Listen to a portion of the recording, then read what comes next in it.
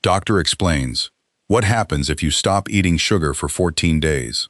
This is a clinical account of what actually happens inside the human body when added sugar is removed from the diet for 14 days. And the most interesting finding isn't the one everybody talks about. It isn't the headaches or the cravings or the so-called detox. It's that in children with fatty livers, 9 days of sugar restriction cut liver fat by more than 20% at a stable body weight, and researchers watched it happen on an MRI scanner. That study matters because it isolates something the internet almost never isolates. When someone quits sugar and feels better, they've usually also lost weight, started sleeping more, cut alcohol, and begun walking in the mornings. Untangling sugar from all of that is nearly impossible outside a metabolic ward. But a small group of researchers, mostly at the University of California, San Francisco, Touro University, Emory, and UC San Diego, designed studies that held calories constant, held weight constant, and changed only the sugar. What they found is the closest thing we have to a real answer. So let's start where the body starts, with what sugar actually is once it's past your teeth. Table sugar, sucrose, is a two-part molecule, half glucose, half fructose, split apart in the small intestine within seconds of arriving. High fructose corn syrup skips the bonding step and delivers the same two molecules already separated, in roughly the same ratio. Metabolically, they behave almost identically, which is why arguments about which sweetener is worse tend to miss the point. The body sees glucose and fructose, and it treats them very differently. Glucose is the molecule your entire body runs on. Every cell you own can burn it.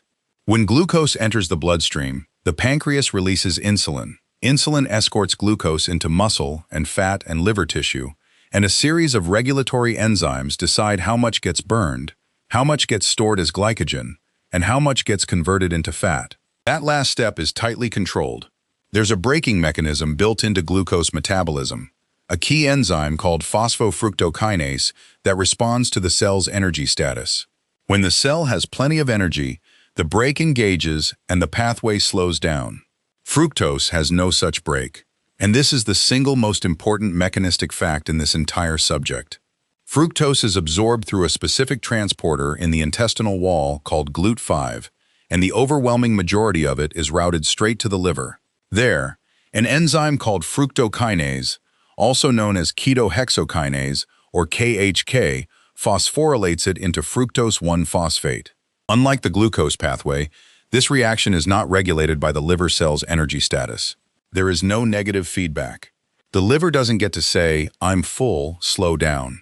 It processes whatever arrives. An enzyme called aldolase B then cleaves fructose 1-phosphate into two smaller fragments, dihydroxyacetone phosphate and glyceraldehyde, and those fragments feed directly into the pathway that builds new fat molecules. That process has a name: de novo lipogenesis. Literally, new fat creation. Two other things happen during that unregulated burst. The phosphorylation step consumes ATP, the cell's energy currency, faster than the liver can regenerate it, producing a transient dip in hepatic ATP. And the breakdown products of that ATP depletion feed into the production of uric acid, which is why fructose loads reliably raise uric acid in human studies, and why researchers keep circling back to uric acid as a possible link between sugar and blood pressure. None of this means fructose is poison. The fructose in an apple arrives slowly, packaged in fiber and water, in quantities the liver handles easily. The problem is dose and speed. A large soda delivers a bolus of fructose to the liver in minutes, with nothing slowing it down. Do that several times a day for years, and you're asking an unregulated pathway to run at full throttle indefinitely. Now, how much are people actually consuming? The American Heart Association's guidance is specific. No more than 9 teaspoons per day for most men. That's 36 grams, about 150 calories. No more than 6 teaspoons for most women. 25 grams, about 100 calories. The organization also frames it as a percentage. Added sugars should stay under 6% of daily calories. Against that benchmark, the average American consumes roughly 17 teaspoons of added sugar a day, around 270 calories. National survey data from 2017 to 2018 put added sugars at approximately 13% of total calories, more than double the American Heart Association's ceiling. And the consequences of sitting at the high end of that range have been quantified. In 2014, a team publishing in JAMA Internal Medicine analyzed national survey data spanning 1999 to 2010 and linked added sugar intake to cardiovascular mortality. People getting between 10 and 25% of their calories from added sugar had roughly a 30% higher risk of dying from cardiovascular disease compared with those consuming less. For people above 25%, and about 1 in 10 American adults was in that group, the relative risk was nearly tripled. Sugar-sweetened beverages accounted for 37% of added sugar intake, making them the single largest source by a wide margin. That's the backdrop. Now let's walk through the 14 days. Days 1 through 3 are where the popular narrative and the actual research diverge most sharply. This is the stretch that gets called withdrawal. The headache, the fog, the irritability, the sense that something has been taken away. And there is genuine human data here. It's just thinner and more equivocal than you'd guess. The most cited human work comes from a research team led by Jennifer Falby, who ran an exploratory 3-day cessation study in adolescents. 25 participants, aged 13 to 18, who habitually drank 3 or more sugar-sweetened beverages every day. Predominantly female, mostly African American and Hispanic, and 3/4 of them at or above the 95th percentile for body mass index. For 3 days, they stopped drinking sugary beverages. Dietary recalls confirmed the change was real. Total daily sugar dropped by about 80 grams. During those 3 days, participants reported increased cravings for sugary drinks, increased headache, and decreased motivation, contentment, ability to concentrate, and overall sense of well-being.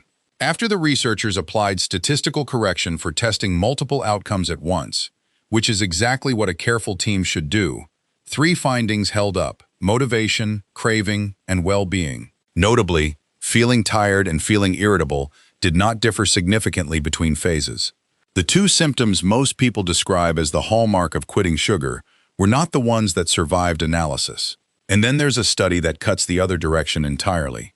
A 2022 mixed method study called Stop the Pop enrolled 150 children aged 8 to 14 who were drinking at least 12 ounces of sugary beverages daily and had them stop for 3 days. 30 of them sat for qualitative interviews afterward. The children reported feeling less tired, less angry, and less annoyed. They reported less trouble sleeping. They reported arguing with people less and getting in trouble less. Not withdrawal. Improvement within 72 hours. 2 studies, 2 populations, 2 nearly opposite results. That's not a contradiction to be explained away. That's what an underdeveloped evidence base looks like, and it should make you skeptical of anyone selling you a precise, guaranteed symptom timeline. So where did the confident withdrawal story come from? Largely from rats. Beginning in the early 2000s, researchers including Nicole Avena, Pedro Rada, and Bartley Hobel published a series of studies giving rats intermittent access to sugar solutions. Not constant access. Intermittent, with periods of deprivation in between. Under that specific schedule, the rats developed behavior that looked remarkably like dependence.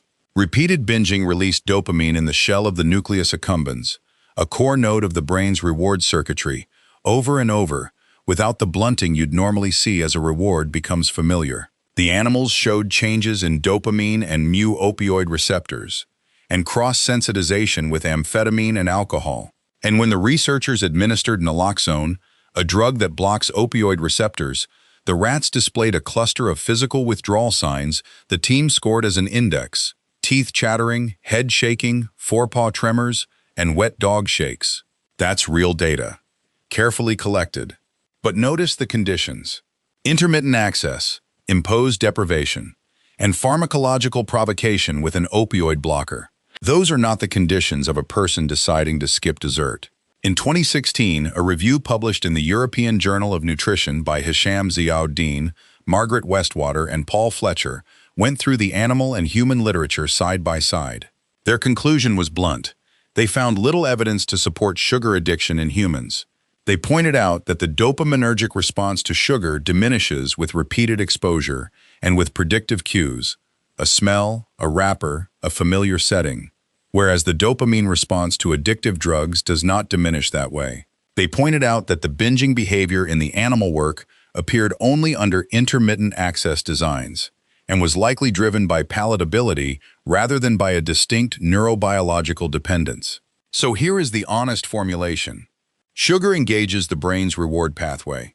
That is not in question. Whether the discomfort a person feels in the first 72 hours after quitting constitutes clinical withdrawal, in the sense that word carries for alcohol or opioids, is not established in humans. What we can say with confidence is that cravings increase and that some people report headaches and reduced motivation. Common, documented, and plausibly linked to reward pathways, not proven to be a withdrawal syndrome. There's one more thing worth clearing up about these early days, because it reframes something almost everybody has backwards. The energy crash people associate with quitting sugar, many of them were already having it. They just blamed the wrong meal. In 2019, researchers led by Konstantinos Mantansis published a meta-analysis pooling 31 studies with a combined 1,259 participants, extracting 176 separate effect sizes, all examining what carbohydrate consumption does to mood. The finding was unambiguous.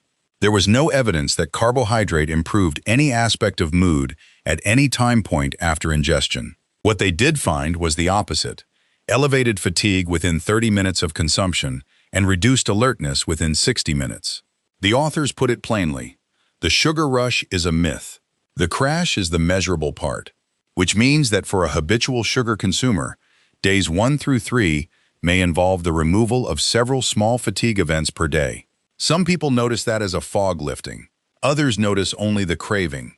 The literature currently can't tell you which you'll be. By days 4 through 7, the measurable metabolic changes start showing up, and this is where the evidence gets genuinely strong. In 2016, a team led by Robert Lustig published in the journal Obesity what remains one of the cleanest sugar experiments ever conducted in humans. 43 children with obesity and metabolic syndrome, 27 Latino, 16 African American, completed a 9-day dietary intervention. The design was the key. The researchers built a diet delivering the same percentages of protein, fat, and carbohydrate the children were already eating. They didn't cut calories. They didn't cut carbohydrates. They cut dietary sugar from 28% of calories down to 10% and replaced it, gram for gram, with starch, bagels, pasta, bread, cereal. Children were weighed daily, and calories adjusted upward to prevent weight loss, because weight loss would have contaminated the result. On day 0 and day 10, they ran DXA body composition scans and oral glucose tolerance tests. 9 days later, with weight held steady, hyperinsulinemia was reduced. Glucose tolerance improved. Peripheral lipolysis and fatty acid oxidation increased.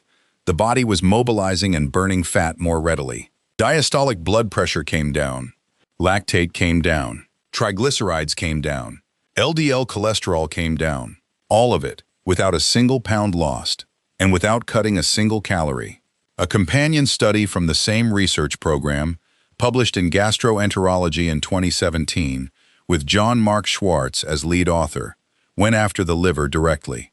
Same isocaloric design, same 9-day window, in children with obesity who habitually consumed more than 50 grams of fructose a day. Total dietary sugar was brought down to 10% of calories, and fructose specifically to 4%.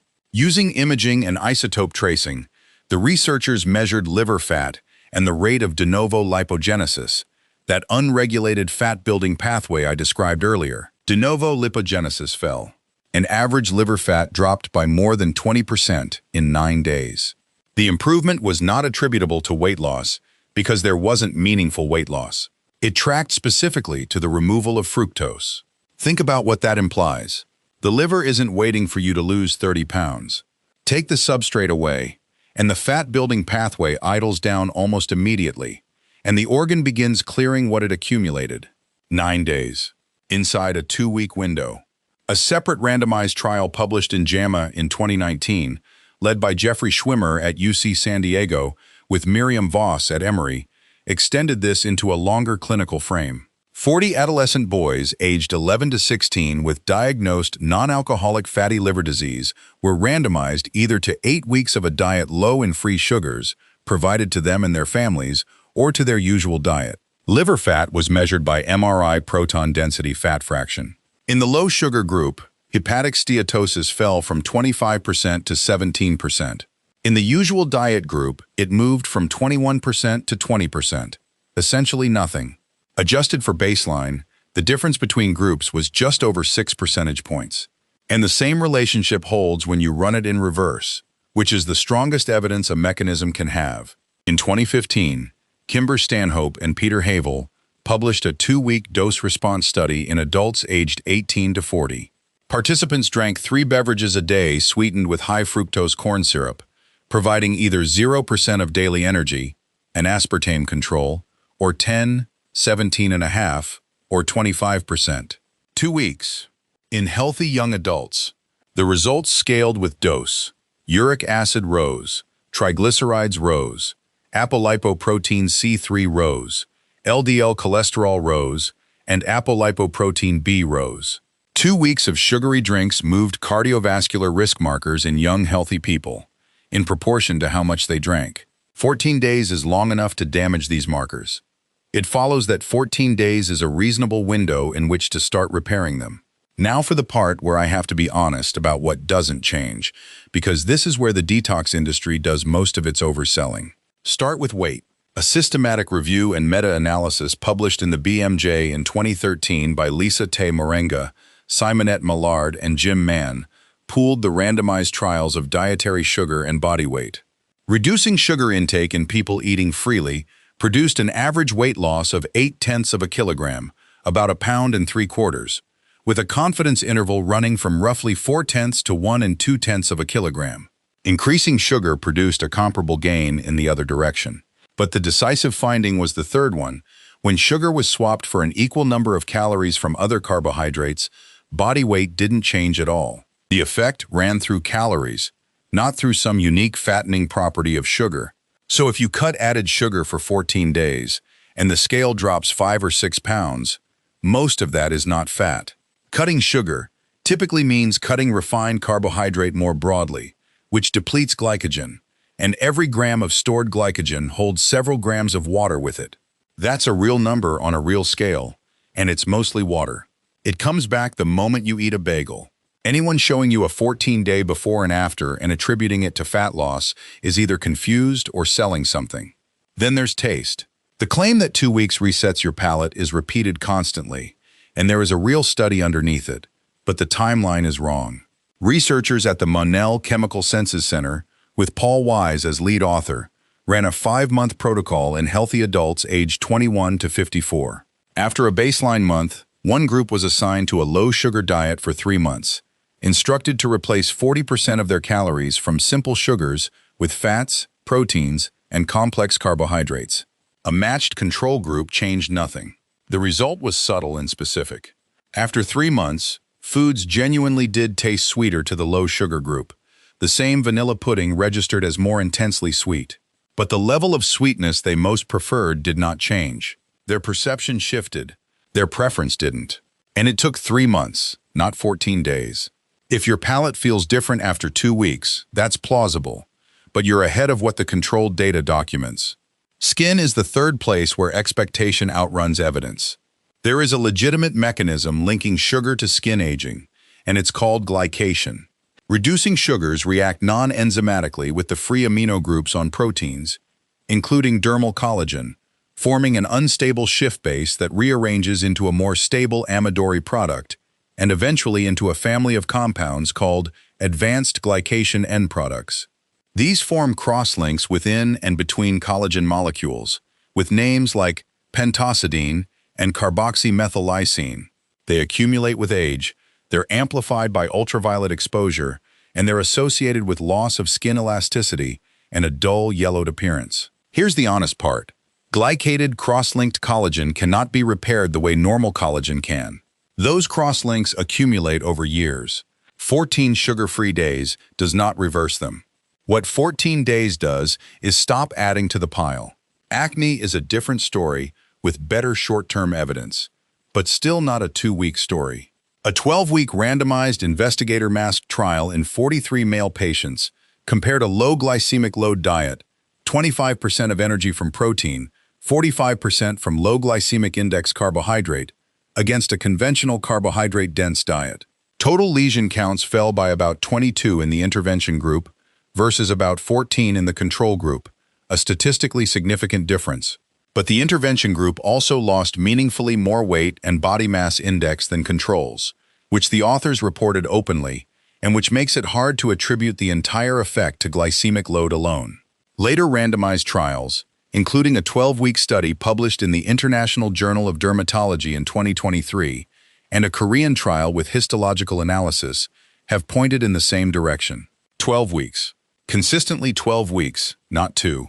Which brings us to days 8 through 14, and to the two systems people ask about most, the gut and sleep. The gut microbiome responds to dietary change with genuinely startling speed.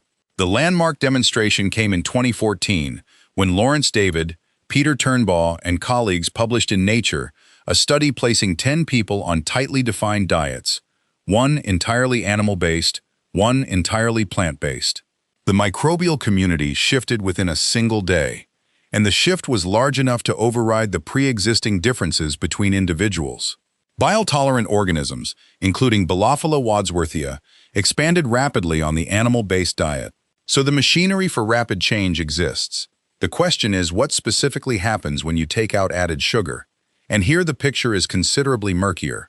The general model, laid out in recent reviews of added sugars and gut microbiota, runs like this. Added sugars enrich the bacterial taxa that specialize in consuming simple sugars and deplete the bacteria that ferment fiber into short-chain fatty acids, the compounds that feed the cells lining your colon and help maintain the gut barrier. Fewer short-chain fatty acids can mean a more permeable barrier, which can allow bacterial endotoxin to translocate into the bloodstream and drive low-grade systemic inflammation. That is a coherent, mechanistically sensible model. Much of the supporting detail comes from rodent work, including research from Columbia University showing that a high-sugar diet reshaped the mouse microbiome in ways that stripped away protection against obesity and diabetes. The human data are far less tidy. Reviews note that some studies found reduced microbial richness and evenness after fructose, glucose, or sucrose intake. Others found no significant change, and at least some observed increased diversity after sucrose. That's not a consensus. That's a field still arguing. So will your microbiome change in 14 days? Almost certainly yes. The gut responds to diet within a day. Will it change in the specific, favorable, measurable way you've been promised? Nobody can honestly tell you that yet. And the change you're most likely to actually feel probably isn't the sugar coming out. It's the fiber going in, because people who cut added sugar tend to replace those calories with vegetables, legumes, and whole grains. That's a real effect. It's just not the effect being advertised. Sleep has a tighter, cleaner piece of evidence behind it. In 2016, Marie-Pierre Saint-Onge and colleagues published a study in the Journal of Clinical Sleep Medicine using polysomnography, actual sleep laboratory recording, in 26 normal-weight adults aged 30 to 45 who habitually slept 7 to 9 hours. Participants ate a controlled diet for 4 days, then chose their own food on the 5th day, with sleep architecture measured throughout. Greater fiber intake predicted less light stage 1 sleep and more slow-wave sleep, the deep, restorative stage. Higher saturated fat predicted less slow-wave sleep. And higher sugar intake, along with other non-fiber carbohydrates, predicted more arousals, more of those brief surfacings from sleep that you often don't consciously remember, but that fragment the night. The author's summary was direct. Low fiber and high saturated fat and sugar intake is associated with lighter, less restorative sleep, with more arousals. That's a single day of dietary change, producing measurable changes in sleep architecture. It's a small study, and it's associational within a controlled setting rather than a randomized sugar elimination trial. But it's real laboratory data, and it lines up with what people report. It also lines up with what those 150 children in the Stop the Pop study said about having less trouble sleeping after 3 days. Cravings, over the full 14 days, follow a pattern the research supports reasonably well. In a dietary carbohydrate restriction trial, food cravings were significantly reduced by week 4, with women showing significantly greater reductions in sweet cravings than men. Analysis from the pounds. Lost weight loss trial found something more useful still. How often you eat a craved food predicts how much you crave it, while how much of it you eat does not. That supports a conditioning model. Cravings are learned associations, reinforced by repetition, and they extinguish through non-exposure rather than through portion control. Practically, that means the direction of travel over 14 days is downward, and it means one small daily square of chocolate probably sustains a craving more effectively than one larger serving eaten once a week. But the published reduction was measured at week 4. At day 14, you're likely partway there, not finished. Now let me address the word wrapped around this entire topic: detox. Detoxification means removing a toxin. Sugar is not a toxin in the toxicological sense. It's a nutrient your body has enzymatic machinery specifically designed to process, and your liver and kidneys clear it continuously without any assistance from a program, a supplement, or a protocol. Major medical centers, including Johns Hopkins and MD Anderson, have made the same point about detox regimens generally. The underlying premise misdescribes how the liver and kidneys work, and commercial detox plans carry limited supporting evidence. So the framing is wrong. What's happening in 14 days is not detoxification. It's substrate withdrawal. You stop supplying a specific molecule that a specific unregulated hepatic pathway converts into fat, and that pathway idles down. That's a genuinely important physiological event. It just isn't a cleanse, and calling it one obscures what's actually good about it. A few more caveats you're owed, because they matter for how you read everything I've described. The cleanest metabolic studies, the 9-day isocaloric ones with the striking liver results, were conducted in children and adolescents with obesity, metabolic syndrome, or fatty liver disease, and habitually high sugar intakes. Those are populations with substantial room for improvement.